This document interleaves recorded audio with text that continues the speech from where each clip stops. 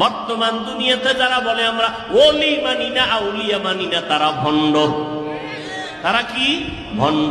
এদের মতো ভণ্ড জমিনে আর কেউ নাই। এরা বুখারী শরীফ মানে না, কোরআন শরীফও মানে না। যারা বলে আমরা ওলি মানি না, তারা বুখারী শরীফ মানে না। যারা বলে আমরা আউলিয়া মানি না, তারা কোরআন শরীফ মানে না। আলা ইন্না আউলিয়া আল্লাহ লা খাউফুন আলাইহিম ওয়া লা হুম ইয়াহজানুন আল্লাযীনা আমানু ওয়া কানু ইয়াত্তাকুন। বুখারী শরীফের মধ্যে ওলিদের ব্যাপারে আল্লাহ বলেন হাদিসে কুদসি, মান আদালি ওয়ালিয়ান ফাকাদ আযানতুহু বিল হারব। আল্লাহ কয় আমি দুই দল মানুষের সাথে যুদ্ধ করার জন্য রেডি। কয় দল? এক দলের কথা কোরআনে আর এক দলের কথা বুখারী শরীফে।